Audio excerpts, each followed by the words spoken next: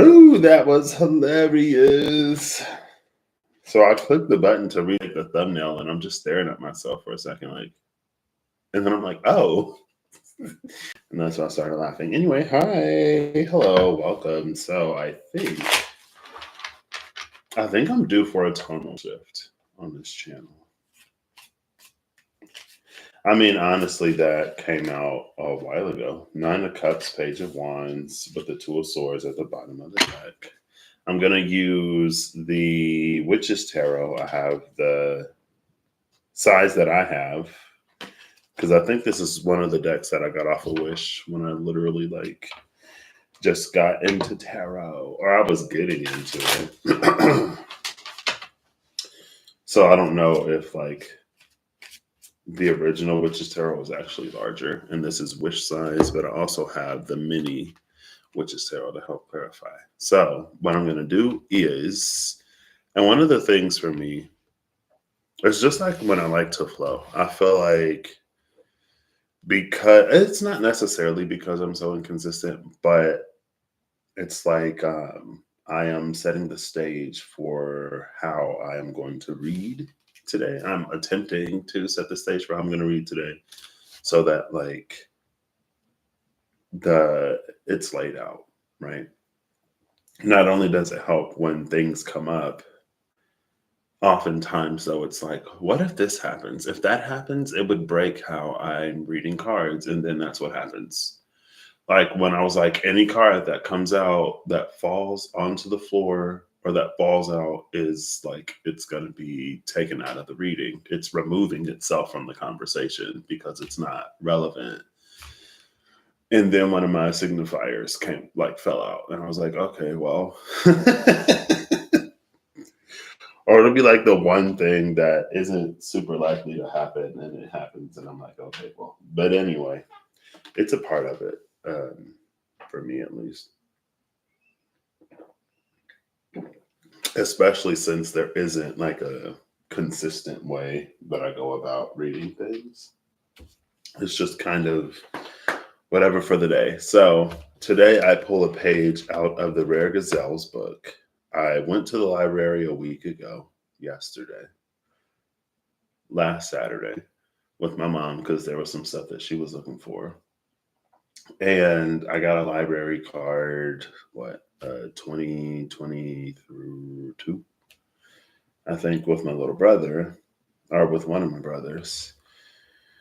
And so when I was in there, I was browsing around and I'm learning Spanish on Duolingo. And I was like, it would be nice to have a dictionary so that I can expand my vocabulary while I use the grammar that I'm learning and stuff like that.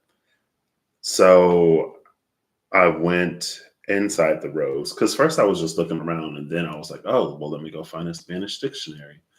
And usually they've changed some stuff in the library, but usually they had the Dewey Decimal breakdown on there's like 2 rows of bookshelves.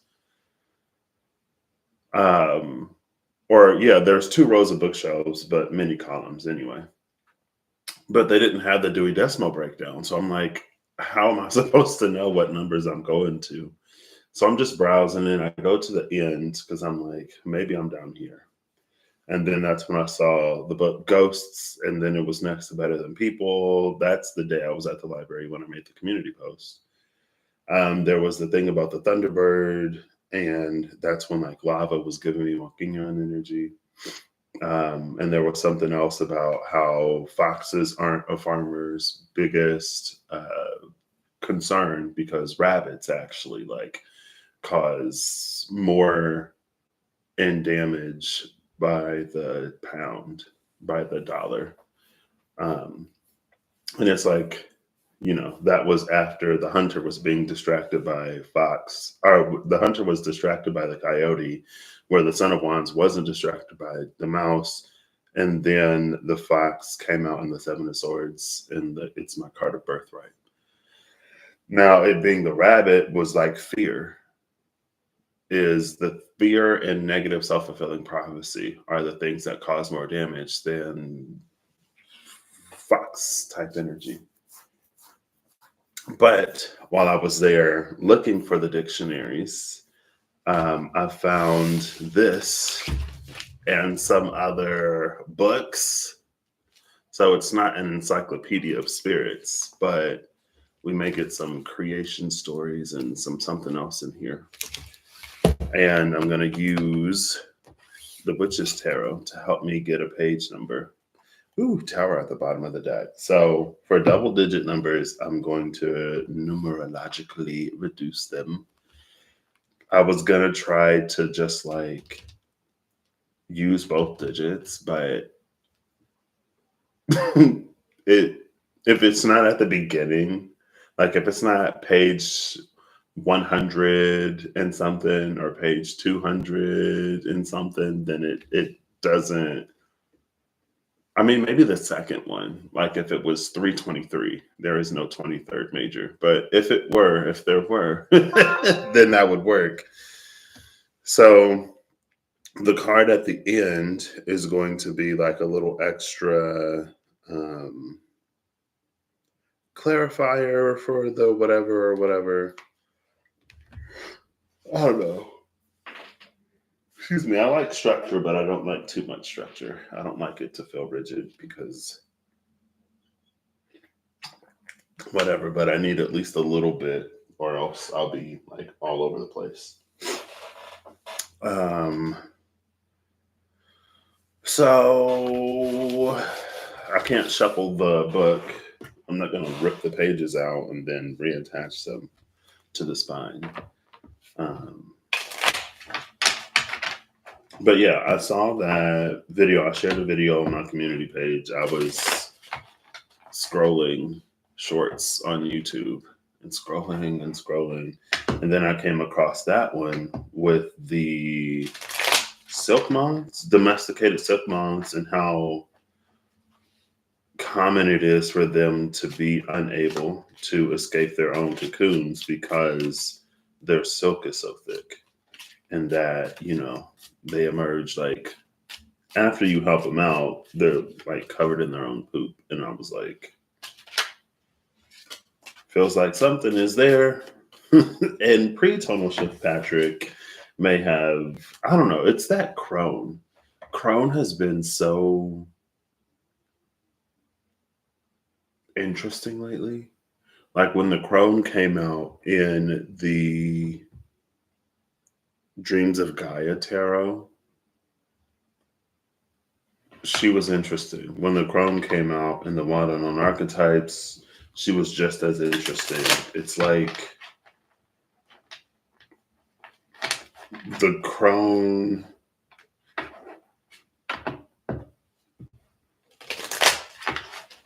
I don't know if it's like her intuition has at some point started to compete with noticing patterns, or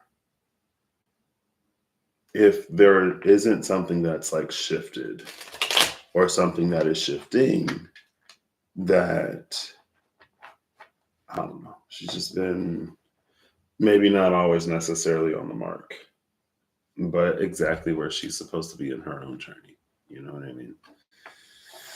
Good morning, afternoon, good afternoon, Matthew. And I was watching it, and usually, like, I am not down with the bugs, but I was like, oh, okay, it is kind of cute. I can handle this one. King of Swords, Page of Swords. I did this once already, and the King of Swords came out before I even started. So it's hilarious that the King of Swords is there. But also, the Page of Swords is here. And it's my least favorite card in the deck just because I feel like I've seen this guy. I don't know. It's like it's too realistic for me, maybe. I don't know. And then we have the Emperor at the bottom of the deck.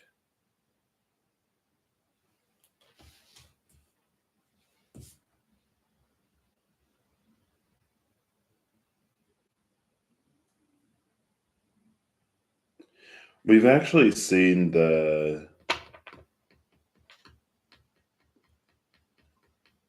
I think it was the King of Swords to the Page of Swords in the In Between Tarot. And I feel like we saw a few times it was like kings or queens handing over the mantle, or it's like the next generation. And this has given me, especially because the emperor and the children in the back, it's given me that energy. Like next generation. Now, there is also the page 2.0 or the page X plus 1.0 storyline where the king or queen X, um, they need a beginner's mindset because things are drastically changed enough that not all of their knowing needs to be recontextualized for a modern time because the energy has changed. The direction has shifted, the program's been flipped, things are just moving in a different direction. So to become so, to have so much expertise, I guess, when things were going in a completely opposite direction is to almost, it's not to be at a disadvantage because it's that quote, like, we don't start over from nothing, we start over from experience or something like that. So there are experiences that they have, and at least attaining some level of knowledgeability or wisdom that can serve them. But it's when there are conflicts, I guess, because things are different, that they may run into trouble.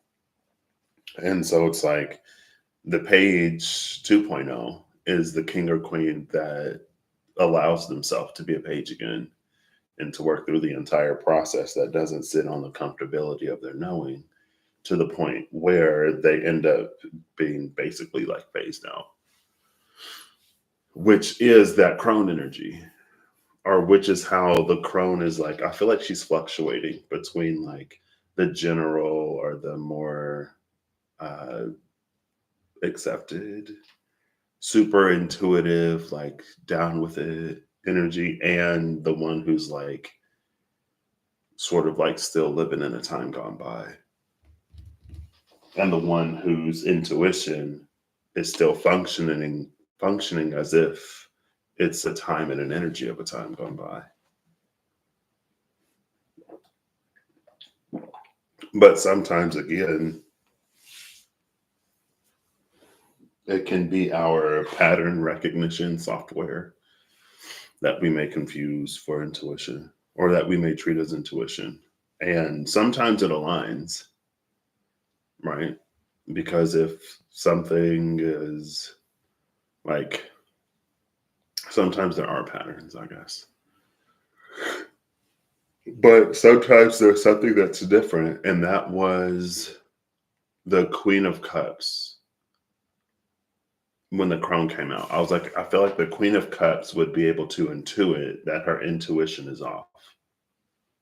Or the Queen of Cups would be able to feel that, like, even though this is the way that things usually work, even though these are the telltale signs of whatever, something is off, something is weird, something is different. So I'm going to hold off. I'm going to keep paying attention, and I'm going to see if things just like change in some way.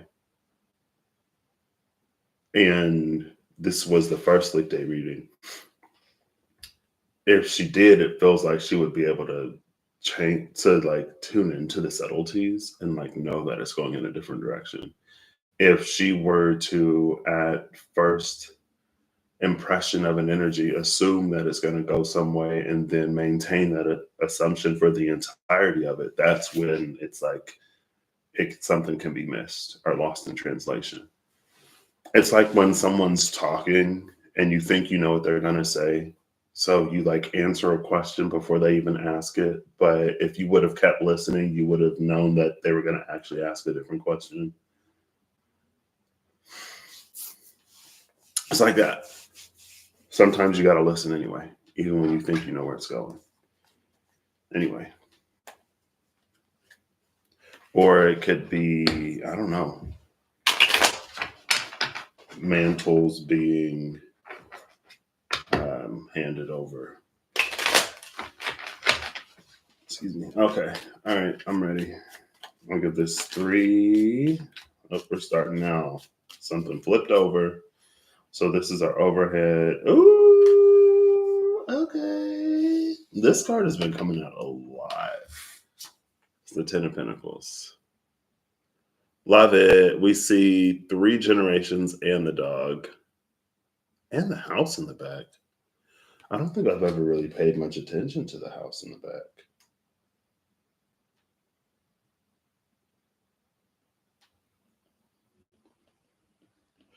What's interesting is it feels like a lot of times, not a lot of times, sometimes when a family expands, there's a need for more space. And so, like, maybe a family will have to move, get a bigger house, more yard, because now we have a dog and the dog's going to need a yard, or, you know, somebody wants to garden or whatever. But what's interesting about this is it feels like the home is big enough for the family that they're creating. Like they've got the yard, they've got the rooms, like everyone can be there. I've also never noticed that he's wearing glasses. I don't know. I don't know if that is necessarily significant. Well, I guess what's interesting is the bottom of the deck is the 4 of Wands. And I'm just going to pull off the top of the deck to get a page number. There are like 600 and some 688 pages. And the page number is like, it's also going to be a part of the energy. You know what I mean? Because that's how we're doing it. But the energy of the sage has been, it's interesting that like the crone is in such a contested almost space, but the sage is like on it. Just like it's interesting how Mars has been coming out. I mean, I guess not. Like Mars has been coming out as active and Venus has been coming out as like, sit back and watch. Because there's something for Mars to do to confirm for itself through its action.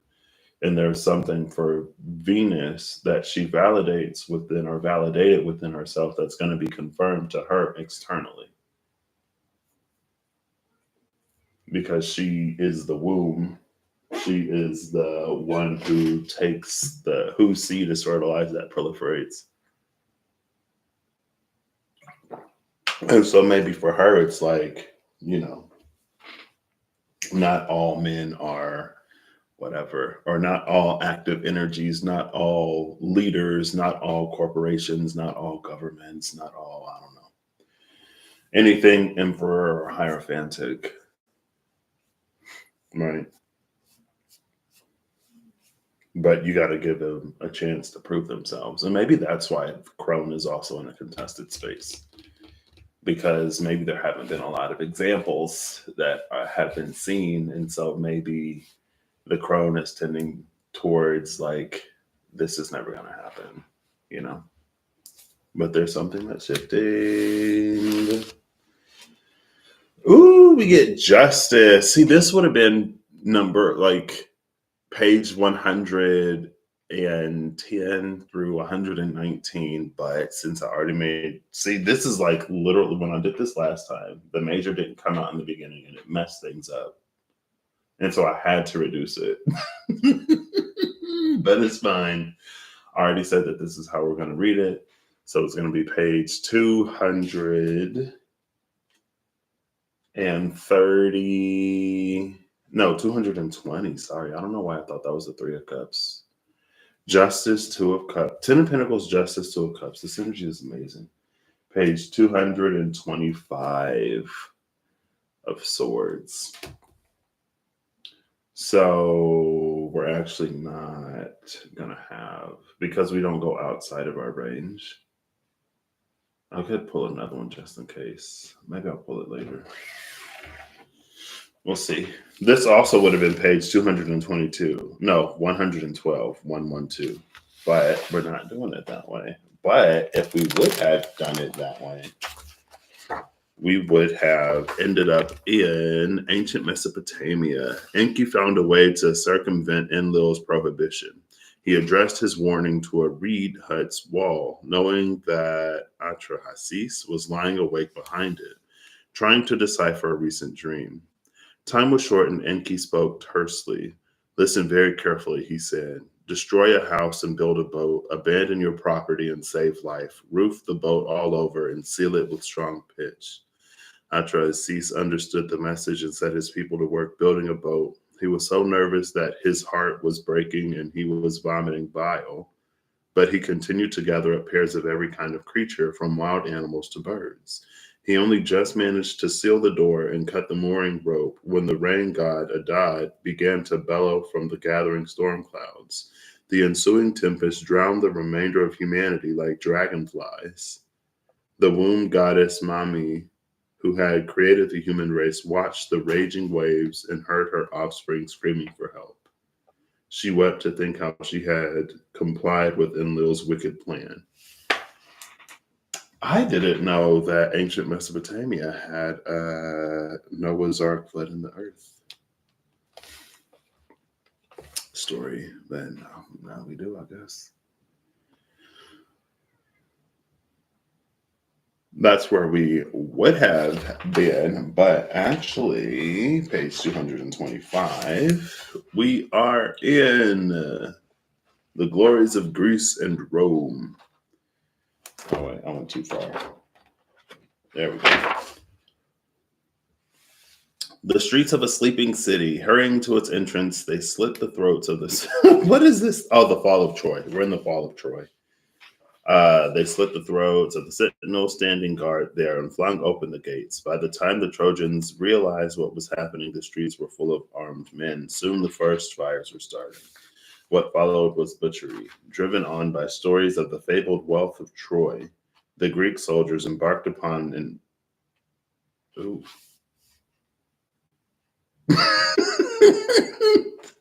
embarked upon a whole bunch of not great stuff and destruction on soldiers and civilians alike. They took out all the frustration built up in the course of 9 years of war. Caught unawares, the Trojans were unable to put up any resistance. Before long, the corpses of men, women, and children littered the cobbles, and the gutters ran with blood. Oh, gosh. Few of the Trojan leaders survived that terrible night. King Priam saw his son Polites cut down by Neoptolemus in the courtyard of his palace, and was then himself slain. Deiphobus, Helen's new husband, fell to the sword of his rival Menelaus. Hector's infant son Astyanax was captured alive, but the Greeks decided it would be too dangerous to let him remain. And he was hurled to his death from the city walls. Among those who did escape were Antenor, protected by Odysseus in return for his honorable behavior at the start of the siege, and Aeneas, whose subsequent adventures were themselves to become the stuff of legend. Meanwhile, the women of the court were assigned as slaves to the Greek victors. Hector's widow Andromache fell to Neoptolemus, while Queen Hecuba was given to Odysseus. The unhappy Cassandra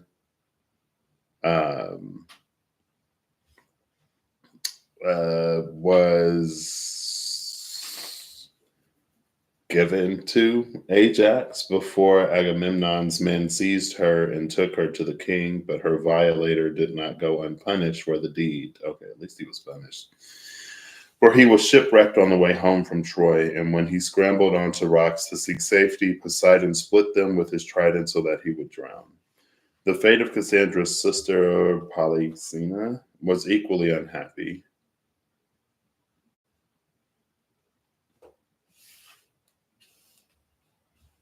She had taken Achilles' fancy many months before when he saw her on the walls of the city, and now the prophet Calchas declared that she must be sacrificed in tribute to the warrior Shade if the fleet was to have favorable winds for the journey back across the Aegean.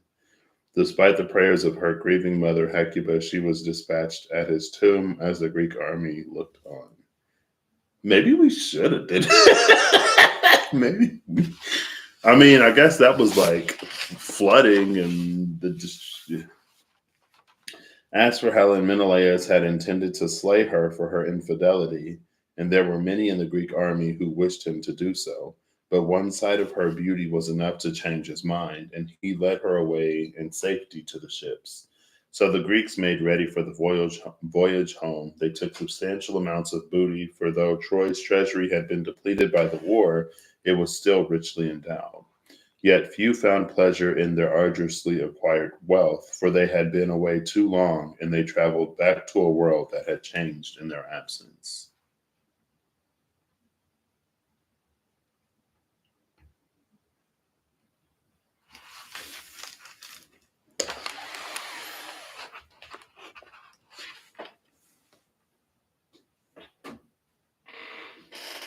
I wish I could.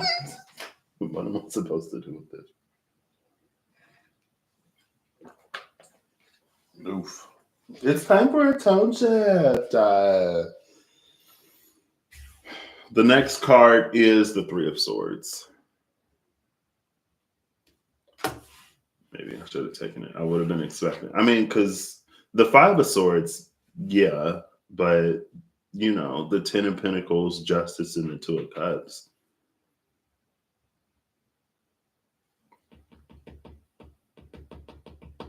Despite her adultery, Helen's undiminished beauty inspired Menelaus' forgiveness when he found her. They sailed back to Greece and lived happily for many years. Their meeting is shown on the back of this 4th century BC Etruscan bronze mirror.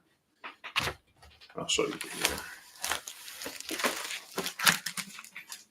It's this right there. Oh, there we go. Trigger warning. Trigger. I think did the other one mention that too?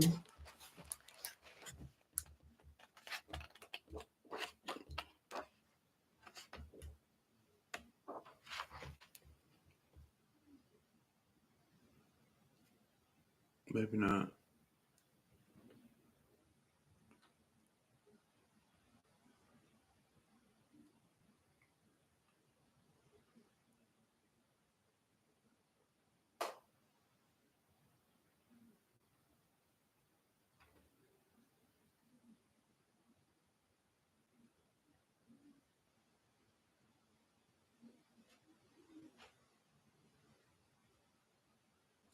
No, it didn't.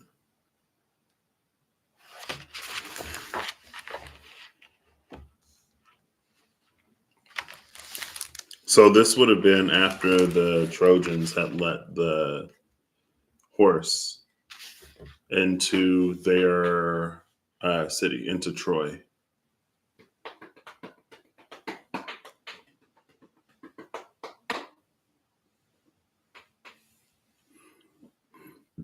Excuse me. And they had to dismantle they had to dismantle a section of the walls of the city so that the giant horse could enter it.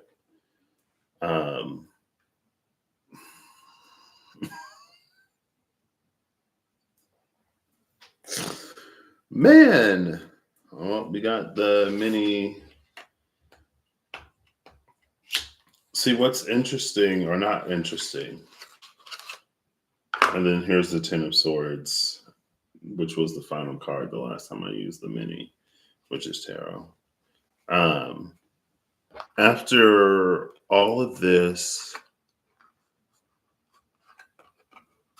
violation and bloodshed and everything else, they found no pleasure in the wealth they acquired, for they had been away too long and they traveled back to a world that had changed in their absence.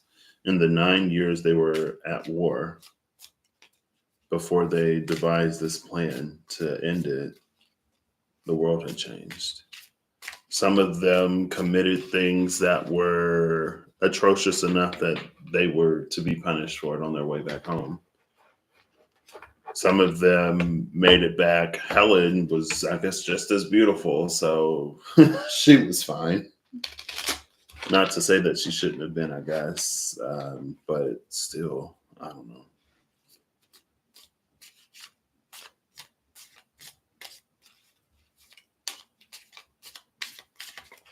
Of course, the description for it to be called butchery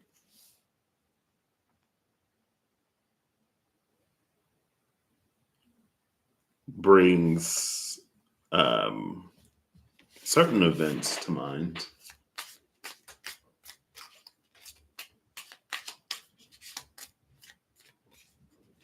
It's like there is no victory here.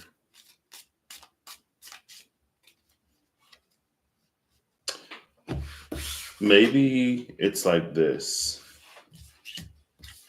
justice and the Two of Cups, or justice and the Five of Swords. And then it's the Ten of Pentacles that's above that. Maybe it speaks to the legacy that we create in the way that we go about acquiring whatever it is that we acquire.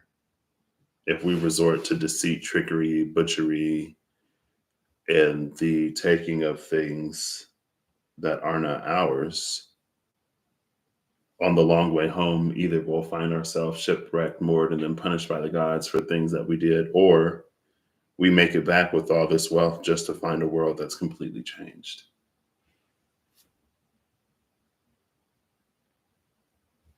And I feel like this comes up every now and then. And it's like the energy that we put into manifesting or receiving something is the energy that it's going to carry after we get it. And so if we have to do a bunch of shady, unscrupulous things, if we have to compromise our integrity and our morals to get it, well, when we have it, it's going to be riddled with that compromising of morals, and it's going to be shady and seedy. And that's when it's like in a movie, there's someone who betrays people to come into some kind of wealth, but by the end of the movie, they're betrayed in the same way that they had betrayed someone else.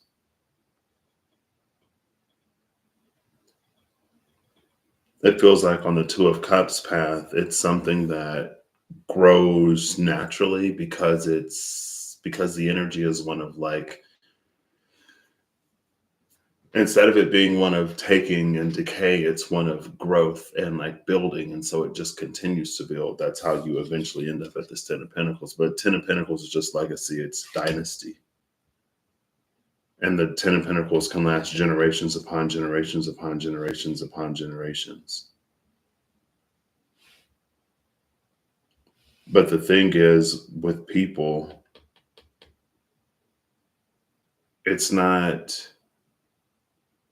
necessarily easy to do things a different way after they've been started in a certain way. And again, we see that all over the world. There are people in nations that, after years and years and years of the conception of those nations, still don't have rights. You know what I mean? But that's how it was conceived.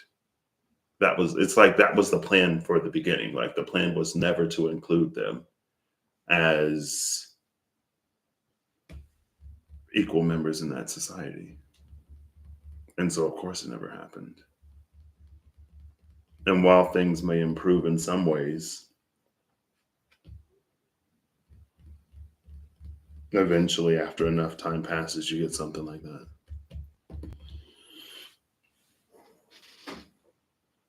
And then you get, it's just, then I think sometimes to face an injustice abroad is to acknowledge injustice at home. And then comes in a difficulty and an inability to do so. And so, wow. Well, since I get to choose the tonal shift, The world has shown us what this Five of Swords, Three of Swords pathway is, time and time again. You don't have to look very hard to find it unless you don't want to see it, in which case you may never. And what would be the point? But that was the kings and the emperors of old. Let's look at the page of new. I wish I'm going to pull before and after the page of swords down here.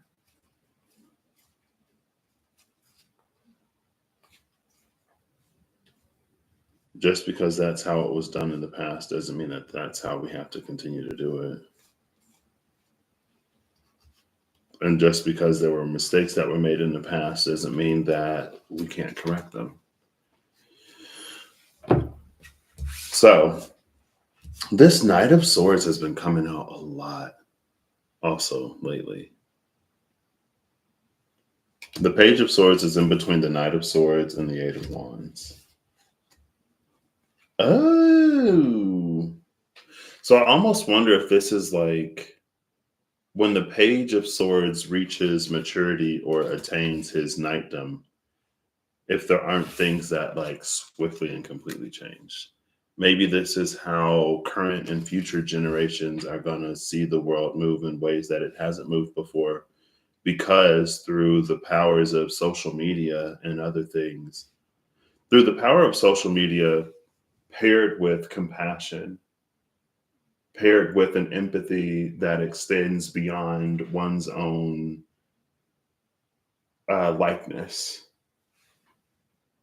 it has the ability to change the whole world fairly quickly, especially as new generations are coming of age to hold seats of power and to exercise their rights to vote, and as older generations are succumbing to age, because that may be the only thing that changes things. I don't know. It actually doesn't have to be a slow process. And also because, all right, see you later, Matt. Have a good day.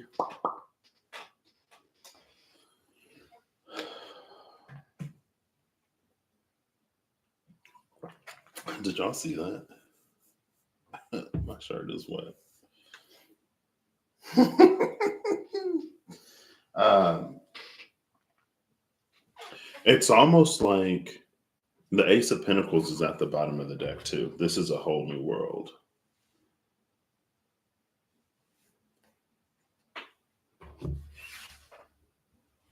These are sons who are better than their fathers, and daughters who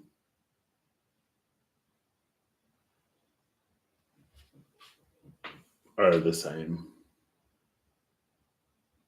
But it's like, in a traditional heteronormative sense, especially, like these are sons that are better than their father. So daughters who get to have it better than their mothers.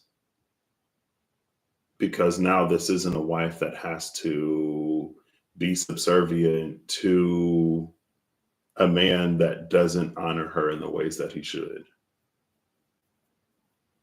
Like, it's kind of weird when people talk about how, like, well, like, I miss how things used to be back in the day before people were getting divorced and women were working or whatever. And it's like when they didn't have any choice but to tolerate anything and everything that their man did because they didn't have an ability to be self-sufficient.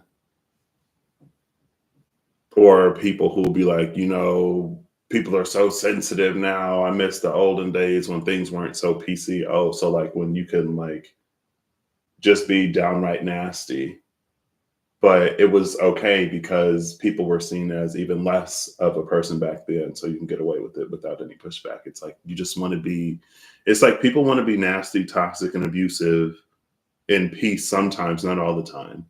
Maybe there are extremes. Of course there are extremes, but it's like people want to be nasty, toxic, abusive, all kind of ists, allow isms to run rampant and have no kind of external pushback for it because there was never any internal integrity or compassion or empathy to begin with. It's like that's what they're really saying. And of course, again, it depends on the context, but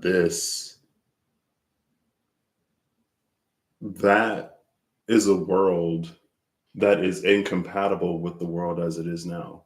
Like the world is too globally interconnected for those same kinds of things to exist. You know what I mean?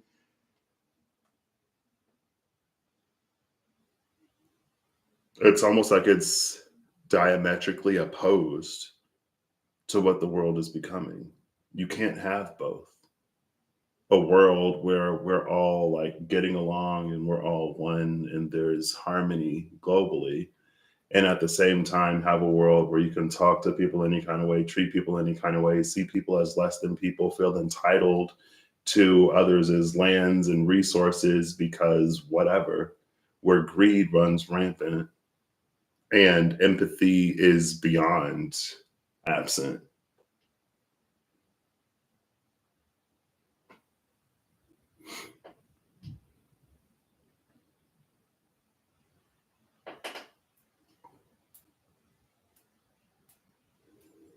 But again, we can see things changing.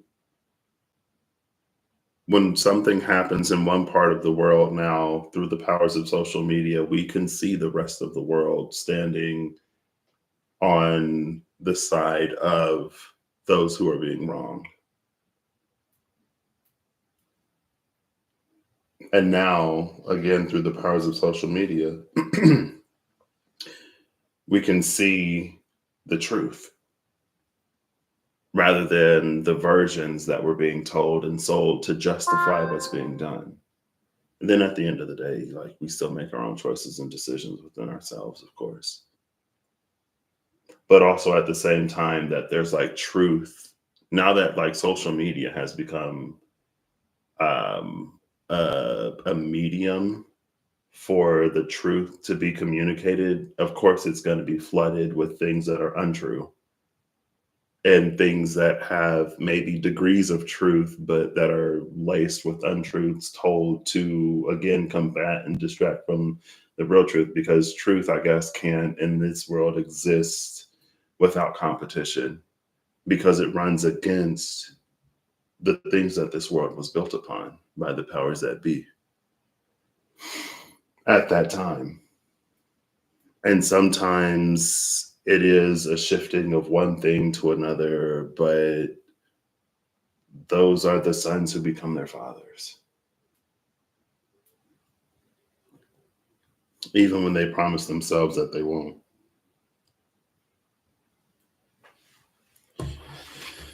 Let's see. Let's get more on this. Two of Cups, Knight of Swords, Eight of Wands. Oof, well, there's the Five of Swords.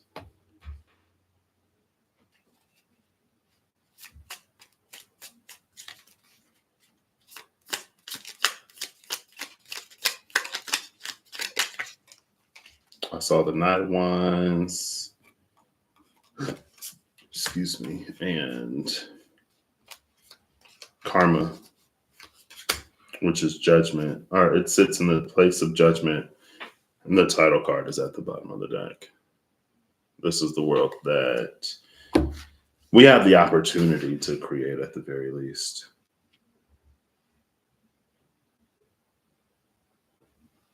Like I've heard recently that saying, like the Bible says, there's nothing new under the sun. So just like we saw a great flood in Mesopotamia, well, I didn't even of course I didn't know. I was like, what is this Mesopotamian Noah's Ark? But I guess I think Noah is more historically recent. So that would have been the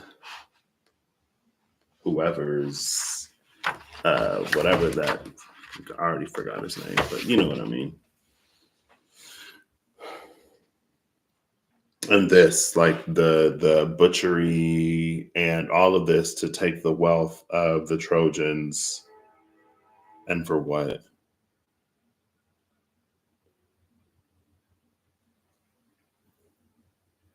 Five of Swords, Karma, Knight of Wands.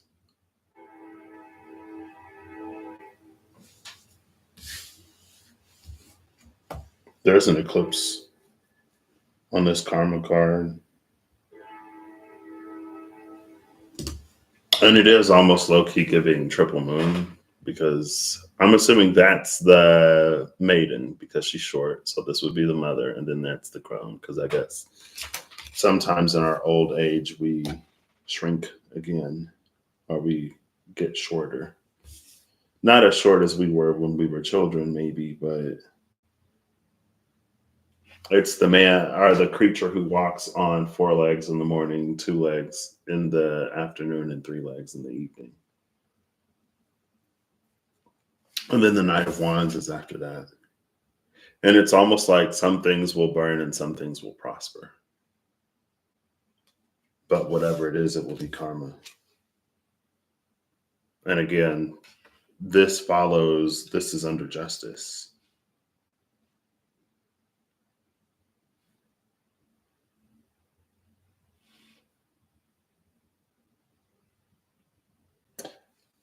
So I don't know if this is supposed to be like a don't lose hope. The world will have its time of peace. Things will change. But it's also acknowledging the cost of that. And it's a price that should never have had to have been paid.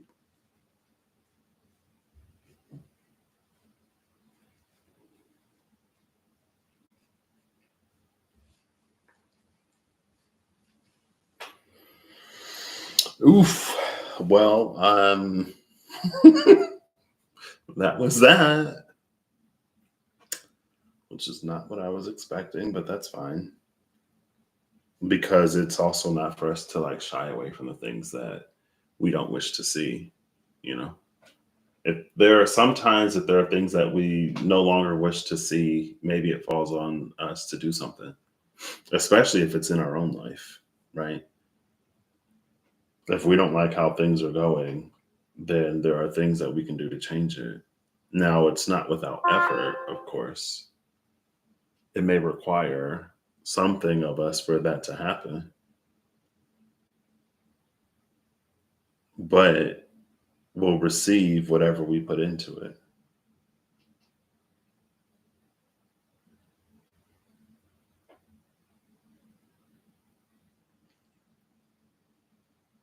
I should look around the other knights, but none of these knights are in the center either. This Knight of Wands is also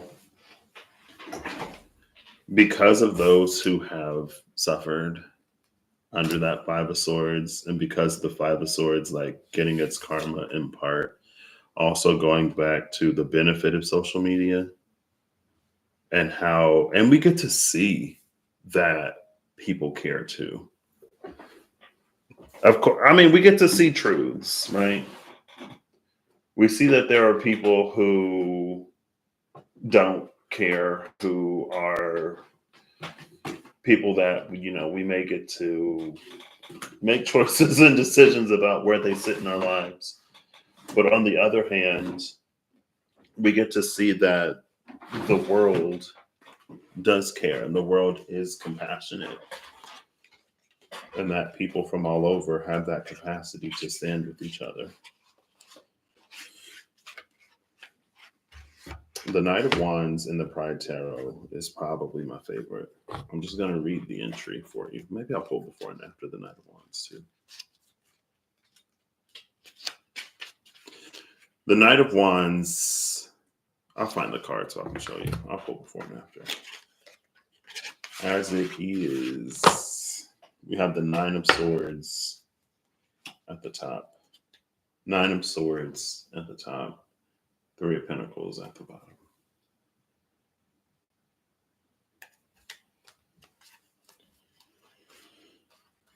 Oh, just literally right here. The Star, the Knight of Wands, and the Two of Cups. Oh my gosh, what the world? The Two of Cups. Okay, here we go. And the Seven of Pentacles is right there.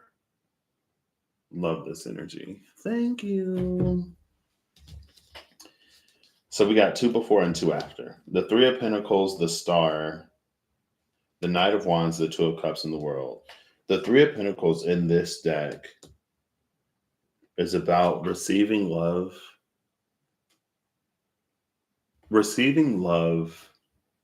that should have been given in places. It's like, so in this, the Pride Tarot is obviously very LGBTQIA plus like centric.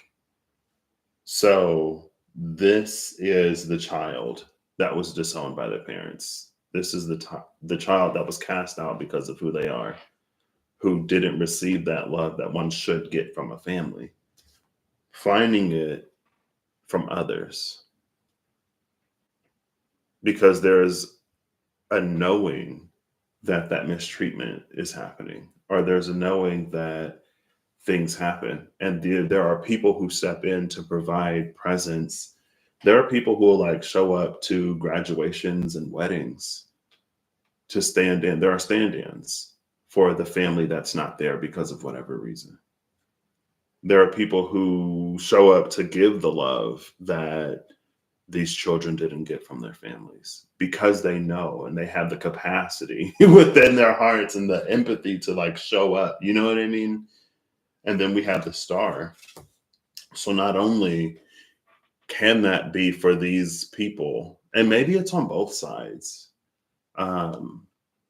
for reasons that we don't have to get super into. Hey, Sandra.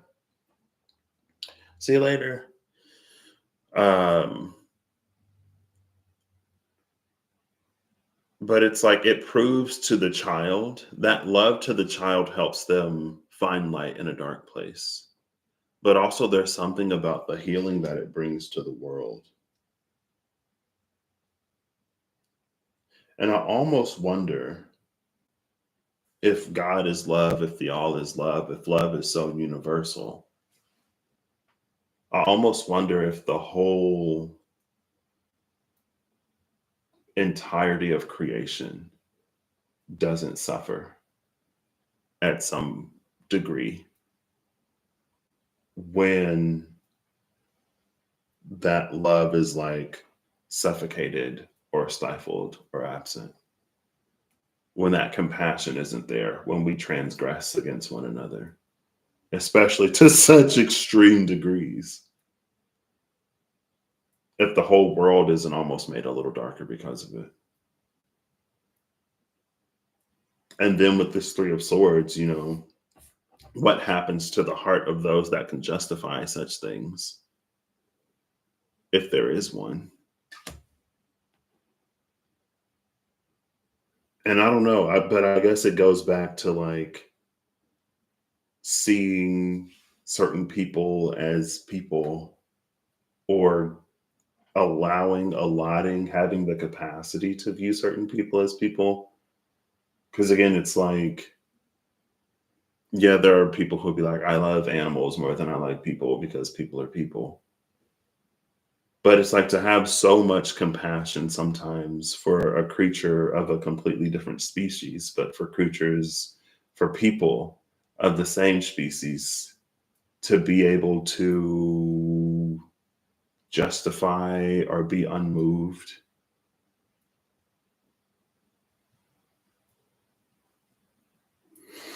But anyway, that's the Three of Swords that comes off of this Five of Swords. It's like, what world do you think you will inherit or like, what good do you think you will inherit? And it doesn't even have to be like these big, big things. It could be small things, because it's small things that create the dynasty. It's the little things it's the small details that complete the picture. And sometimes it's the little things that'll get us caught up in the end. In that movie, again, like one person betrays somebody else, and then at the end of the movie, they're betrayed, and they're betrayed because of those small things anyway. Then we see our Knight of Wands. So it's almost like this smaller, localized resurgence of love, an offering of love that has been denied. It fills the void of love here, which it's almost like it elevates the whole of humanity. And then we have our Knight of Wands that I'm going to read because she's one of my favorites. And then after that, we have the Two of Cups in the world. Now it's like there's a whole world that's in this Two of Cups energy because, again, the energy that we acquire something with, or the energy that we put towards gaining something, is the energy that it's going to have. And so that Two of Cups energy ripples out rather than the Five of Swords energy rippling out. Now we have, like with the Five of Swords rippling out, we have a history, or we have histories of these people taking from those people who took from these other people who took from these people. It's like in the Bible when it's like this person begat, that person begat, another person begat something, and it's like telling you someone's lineage, but it's like this land taken by these people, from these people, from those people, from these other people, from these other people.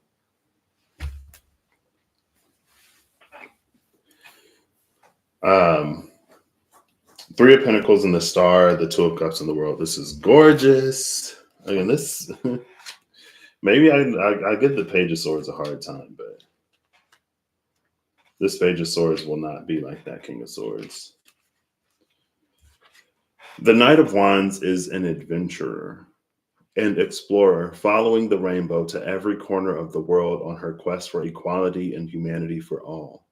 Her courage knows no bounds as she ventures out in delivering her message.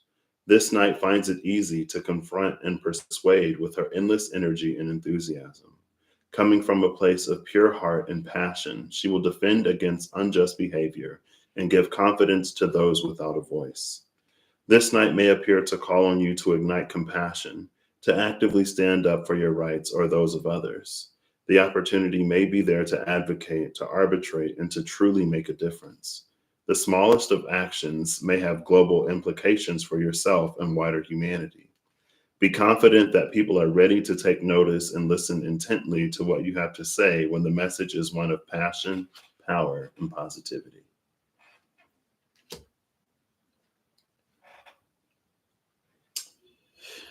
Claw. Okay. At least, like, it ends well, I guess. But then it's also like those, like, there's an ad for probably like renewable energy or something like that. And it's like a child, and the child is like, my dad said that the world used to be like this. Or it's just like whenever there's like a world at peace, and like the current children or the current generation, like all they know is that piece, and they're like, oh my gosh, can you imagine a world? It's almost like Avatar: The Last Airbender, but before the Fire Nation attacked, when everyone was like just at peace, and no one would have even been able to conceive of the idea that one of the nations would try to throw the whole world out of balance, because they had that central figure holding the world together. And maybe that was the weak point, the weakest link in the construction of that world, that the balance of the whole world fell upon the shoulders of a single person. Now, even in that world, it was only one nation that went and attacked the rest of them. But if the others within that nation, I guess, and there were some, because we get Uncle Iroh and folks like that who were opposed to Fire Nation domination. But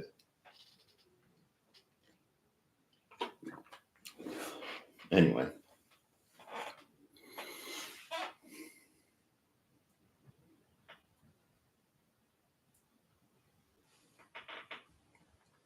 I guess that's our path to, but that it makes sense that that would be our path to a world peace that we've all been manifesting and all that other stuff. And the age of Aquarius and worldwide day of this, or worldwide meditation that. It's for love to fill those vacuums. It's for presence and compassion to be present when there is none.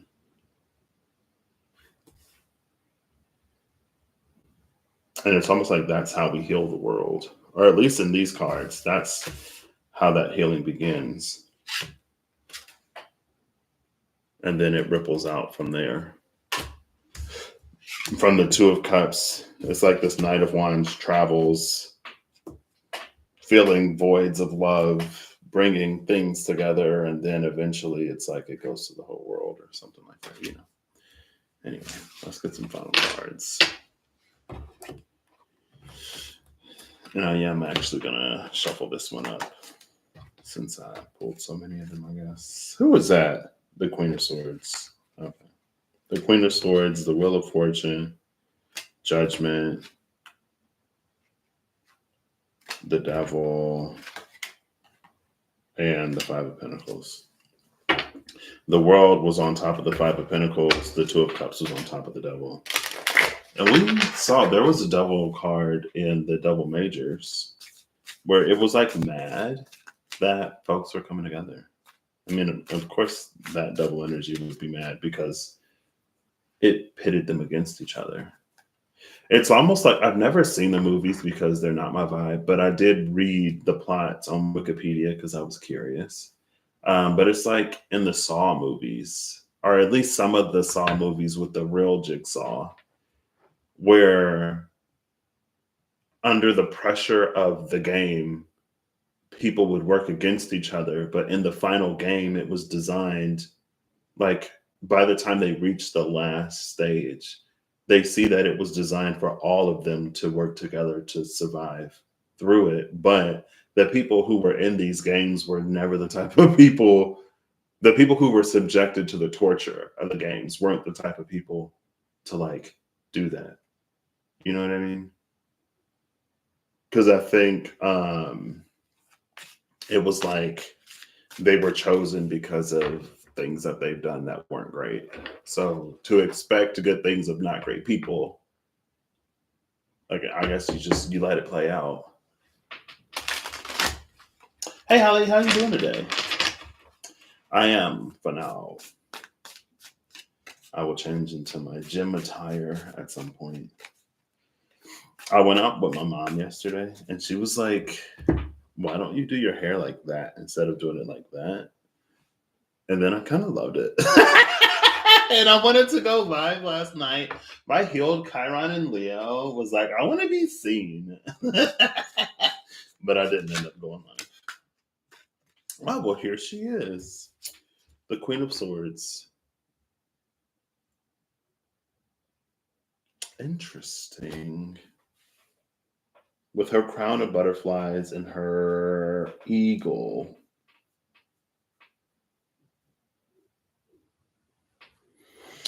Bottom of the deck is the Hermit. I'm doing pretty good. Thanks for asking.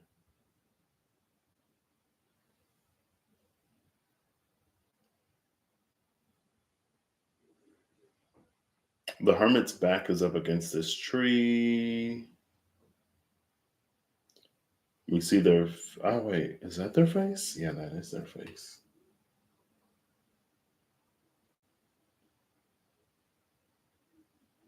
We see all these like flowers, these huge leaves.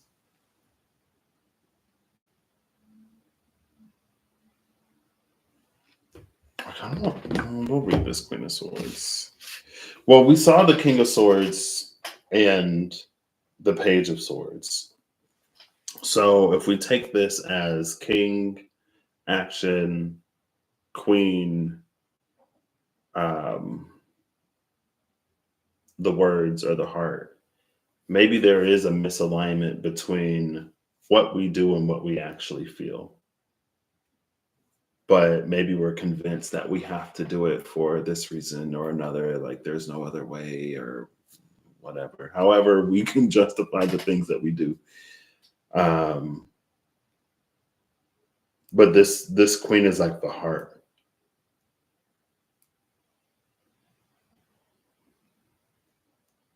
And it was daughters who have it better than their mothers, taking that especially Western traditional heteronormative roles of like what women could do while men, or what women had to basically tolerate and put up with while men make all the choices and decisions.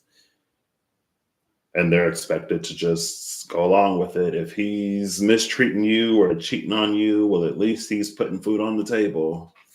Okay.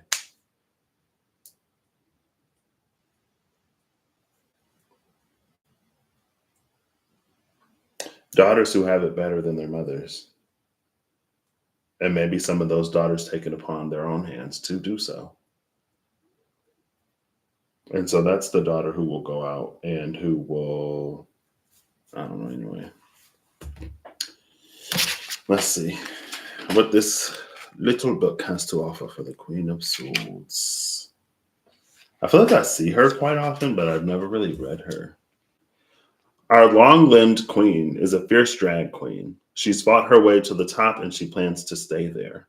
Yet she will stand by as long as you show her loyalty. A few small gifts and compliments wouldn't go amiss either. Her razor sharp reeds of others can cut, but she always delivers those slapbacks with a healthy side of humor. This queen isn't reversed, but reversed, she would be brittle and mean. Her facade is easy to see through, but she will snatch you bald before she lets you in. Her mind is her worst enemy. That is where her own litany of self loathing is on endless repeat. Check your own mental status. Are you slandering yourself? If this is someone else, your best bet is to rise above the conflict. When the Queen of Swords is down and dirty, she's hard to beat. So, since she's upright, there is no self loathing. She's not brittle and mean. She may still snatch you bald, but it's not because she's being her own worst enemy. And the bottom of the deck was the Hermit, because she's done, maybe that was her in the past, but she's done that inner work.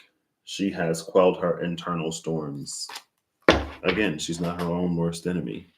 And because she's not her own worst enemy, she'll be darned if somebody else is. You know what I mean? Type of energy. I mean, she's the Queen of Swords. She's probably the mama bearist queen. Just because she gets the rep as the meanest, but you know. Or maybe she's that queen that knows that like the love is there, but also at the same time, when you become your own person, when you're no longer under her protection because she is as mortal as anybody, it's like you have to know, like, you know, what's ahead. Not only how to like defend yourself or protect yourself, but to be your own champion, to be your own supporter, to not be in your own way, just as she is no longer in her own way, to believe in yourself and to allow that confidence and belief to power you through challenges. Right? I think the Queen of Cups could be too, not too overbearing, but like the Queen of Cups would be the one that's like, you know, I don't want you to ever have to do that, so I'll do it for you. I'll do it for you. Don't worry about it. Don't worry about it. But again, like she isn't necessarily immortal. So there may come a time where she isn't there. And to leave her child unprepared is to force her child to figure it out, maybe on their own. Hopefully they got good people around them. The Queen of Pentacles I could also see as being like, you know, this is important for your growth and development. So, you know, not as extreme as the Queen of Swords, maybe. Queen of Wands, I don't know. Maybe she'd be able to do it too. Oof. There are so many, like, here's a random page. This is just pictures. Okay, let's go here. So, what is this? He created the great rivers, the forests that teem with wildlife, the useful trees and berries, and the sea with all its fish and mammals. Alongside accounts of these achievements are comic tales of Raven's mischief making and humiliation. In a story told by the Nuka of British Columbia, some old people were sitting watching a woman with 8 braids of hair who was walking on the beach. She carried with her a stick and began to dig up clams. Soon a tall figure with black hair appeared. The people recognized the pair as Octopus and Raven, and knew that Raven would begin to pester Octopus. Raven duly sat on a rock and asked her, Octopus, are you digging for clams? Octopus woman continued in silence. Raven repeated his question, but still got no reply. Suddenly, after he asked for a fourth time, Octopus's braids turned into tentacles. Wrapping four around Raven and four around the rock, she said, Raven, I'm glad you asked that question. Yes, I'm digging clams. These are clams, and I am digging them. Raven struggled. The tide was coming in. You have answered my question, Octopus. Thank you. Now please let me go. But as soon as the water became deep, Octopus kept repeating her answer and held Raven fast. The water rose over his head, and the people saw him drown. They were unconcerned, however, as they knew he would come to life again. And indeed, the very next day, Raven was back. But he refrained from asking Octopus any more questions. I just opened a random page because I'm certainly not all of everything is destruction in here, right? It just came out to it's yeah, I'm feeling a tone shift, and yeah, I tone shifted by focusing more on the Two of Cups path under that justice rather than the Five of Swords at the cut. 10 of Pentacles for the Four of Wands is stuff at the bottom, but I'm just wow. Page of Cups with it's the pages because the kings ain't done any better and the queens have followed suit or not had the power. 9 of Cups and the 10 of Pentacles.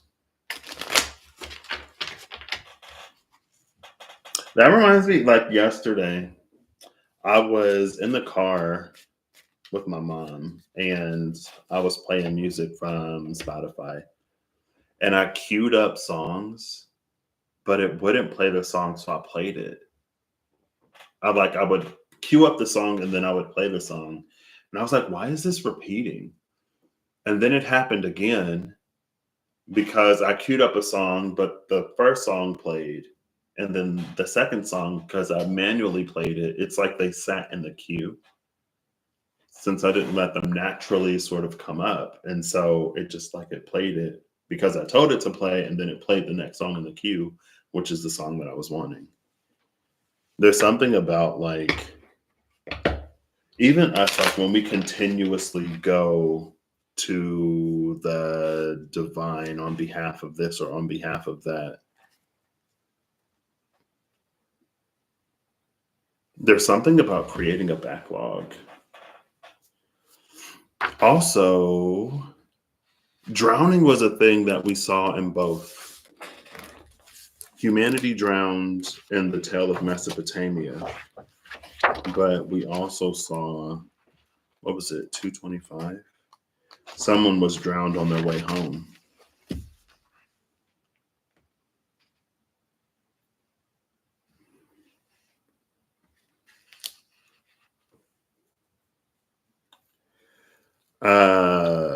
Someone was shipwrecked on the way home from Troy, and when he scrambled onto rocks to safety, Poseidon split them with his trident so that he drowned. Now, the drowning in Noah's case may have been different than the drowning in Mesopotamia. Ooh, look, there's the sun and the Two of Swords. So just keep following that intuition, keep trusting even when it don't make sense and the sun comes out. Cool, love it. I'm going to do the small one first and then the large one. And then I'm going to go to the restroom because I've been drinking too much water. And also I need to check my phone because I'm supposed to be, okay, no. All right, cool.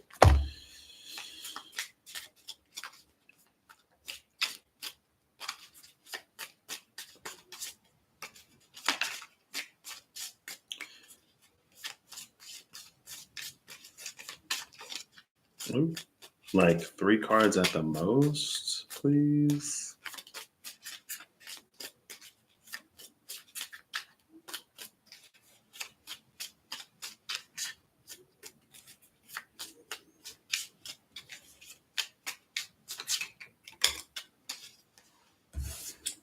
The Hermit.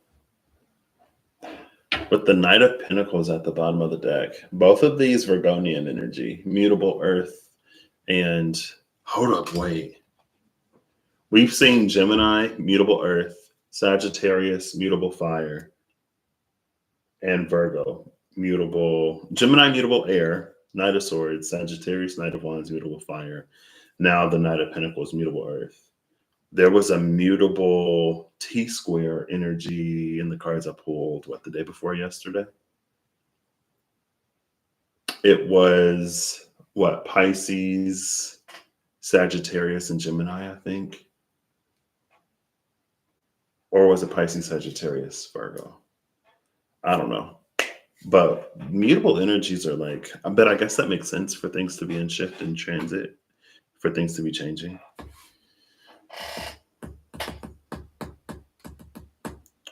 This is almost giving me a Fool energy, though. And then the King of Swords with the Ace of Wands and the Chariot is behind this. Knight of... I gotta go to the restroom. I'll be back. I started talking too much. Whew.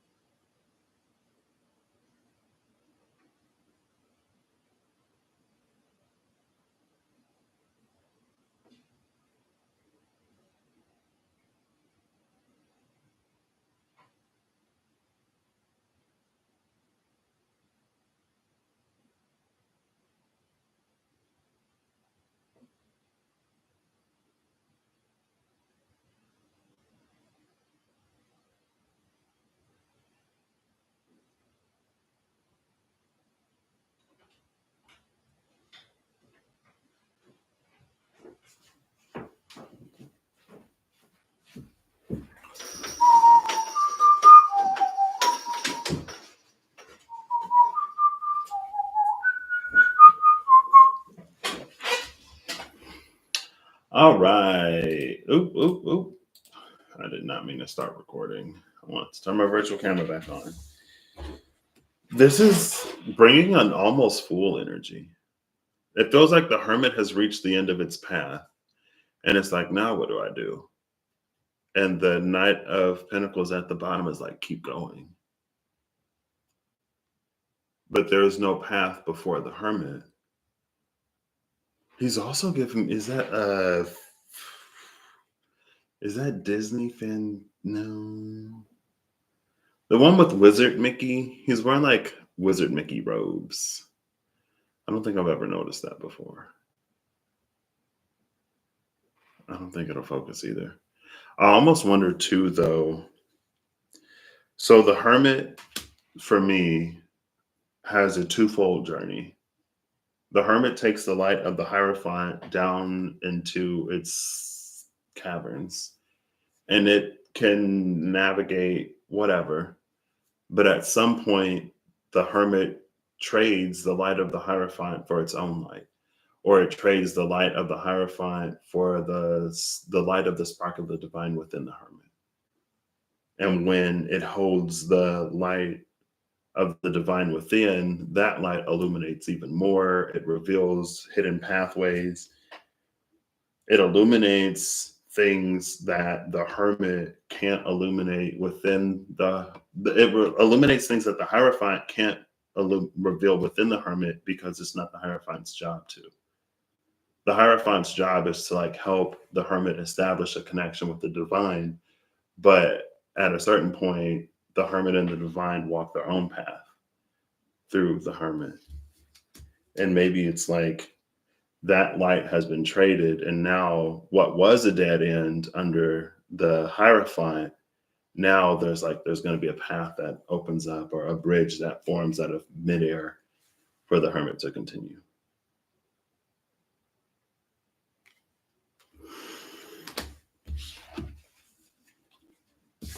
Cool.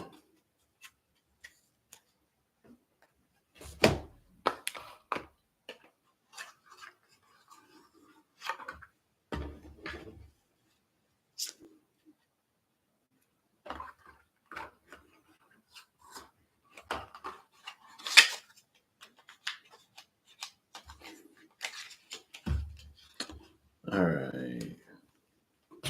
I can tell that Mercury's in Pisces. Oof. There's the tower again. The tower and the sun. Doo-doo-doo-doo. Sometimes the sun can be a tower. You know what I mean? Ooh, the sun and the wheel of the year. Okay.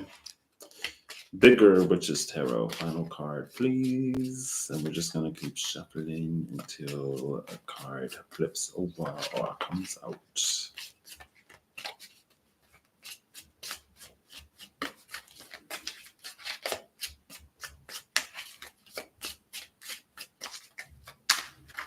Okay. I don't know.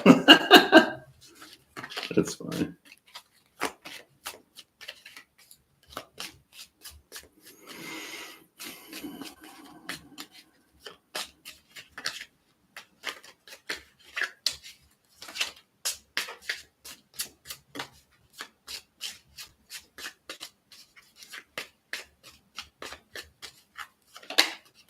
The Three of Cups. This Three of Cups made an appearance before. But this is the same Three of Cups that was under the Emperor and Heartbreak. And the Hermit was in reverse in this deck. Bottom of the deck is the Five of Swords. Behind the Five of Swords is the Shadow side, which is the Devil in this deck. And the Moon and the Four of Cups.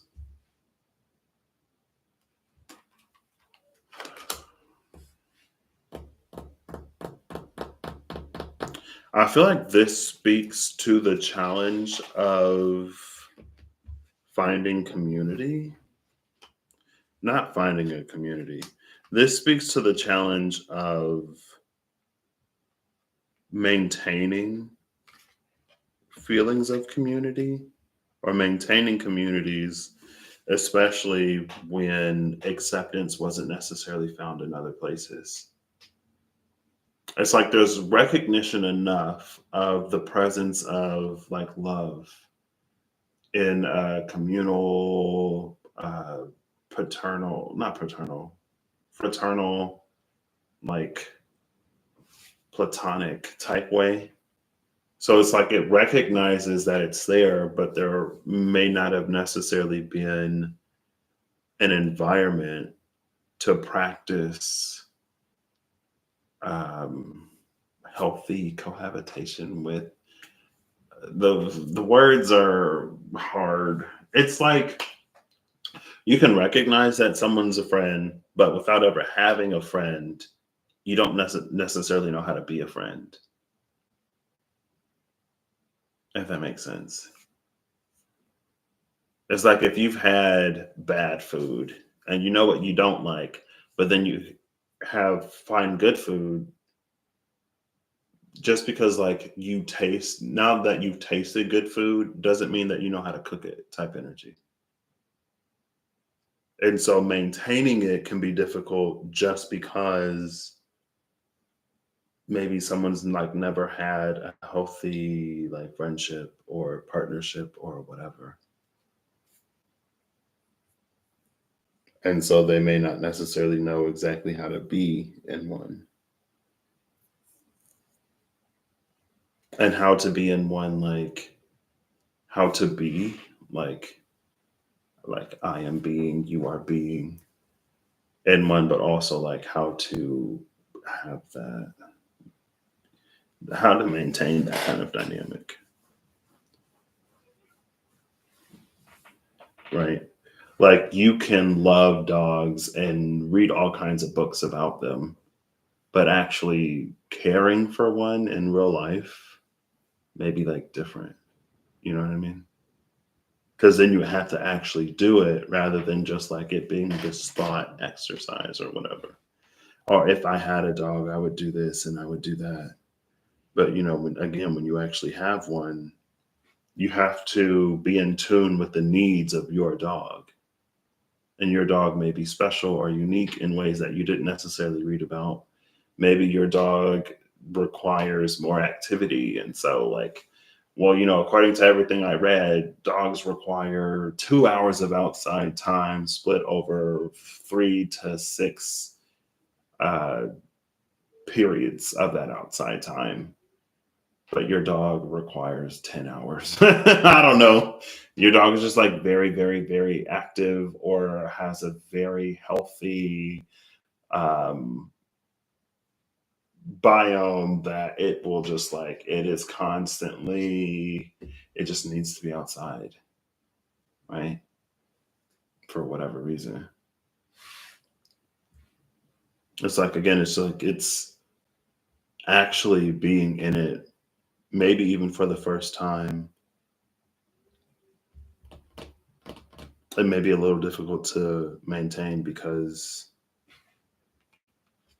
like the shadow side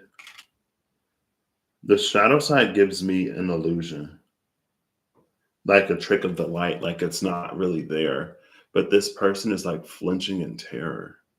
Like that could be something like maybe you were never allowed to make mistakes as a child and things got a little five of swords extreme whenever you did, so you carry that same fear around making mistakes and what comes after it into relationships, well, into like your adulthood or something like that. And so maybe even with a friend, when a friend becomes a close friend and like you make some kind of mistake and you flinch in fear, expecting something to happen that this person would never do.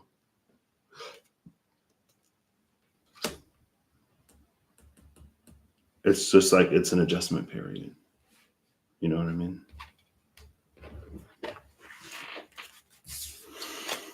And maybe going back to the read as we make, because the world is what the world is, and because we've already lived the lives that we've lived up until this point, there's some transition to be expected as we go from one way of living and being to another. It may be some wild pendulum swings, like maybe, again, it was back to that, like maybe there are extremes sometimes, but it's because there's a new balance that's trying to be found. And it isn't necessarily going to be perfect, but that doesn't mean that we have to throw away all of our progress and go back to the world as we knew it.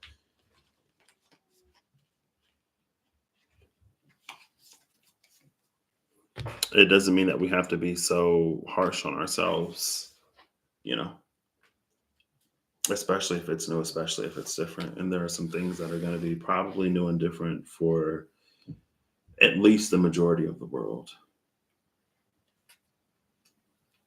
But that also kind of came out in the last read that I did, um, with the unborn, the gem, and that other card that was there. The unborn, the threshold, and the gem. It's like if we are so afraid of rejection that we never try, even if we were to receive that billion-dollar idea or that idea that moves us into the future, if we're not the type of person that will put that out there into the world, then it would die with us. It would remain unborn. And so there is a certain amount of something that has to be built within the self in order for us to get stronger in those ways of like being confident or having those connections or really working through our pain and trauma and stuff like that. But again, it's just like it's that adjustment period, it's that adjustment phase. I don't know. Anyway, this was what this was. I hope you all have an amazing whatever. Whenever you see this, I hope you're acting in alignment to make all that you wish to experience your reality. I hope that whatever you need along your path journey, what you find, I hope you find it in a way that is easy to understand and very digestible. I hope that for you. It may not, I don't even have to say that it may not happen, but I hope it.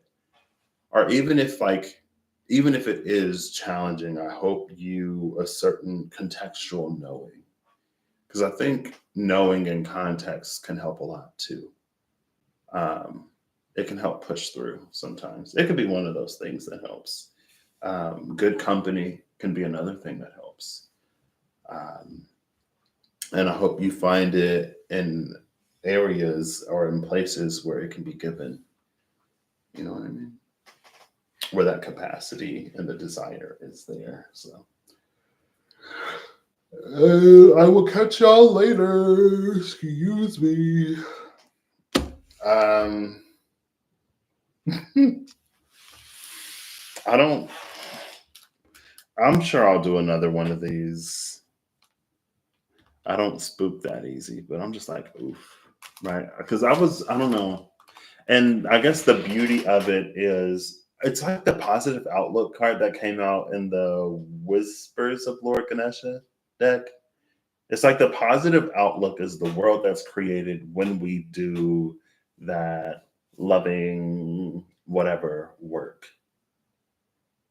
Like it's to know that regardless of the challenge, the muck, the ew, there's a potential for something beautiful to come out of it if we do it. Again, it goes back to that if we are so afraid of rejection that we don't even put ourselves out there, because some things you'll get 20 no's before you get that one yes that changes everything.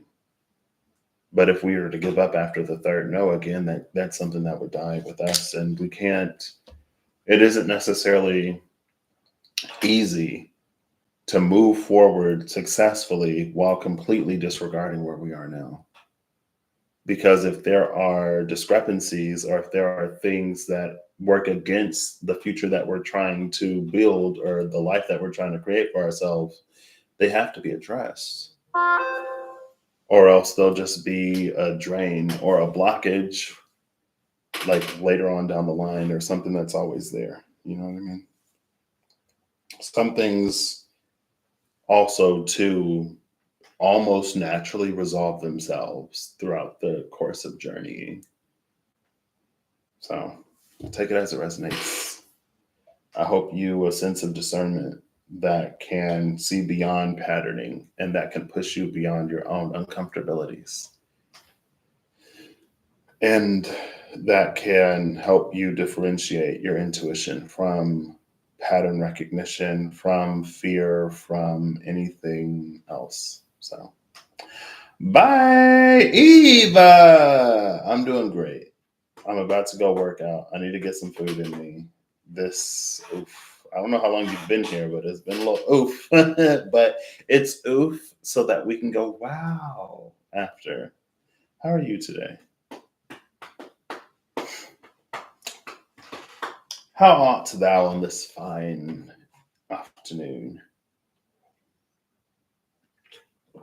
I'm drinking so much water. I need to hydrate. I changed my filter and the water tastes amazing. It was tasting a little before.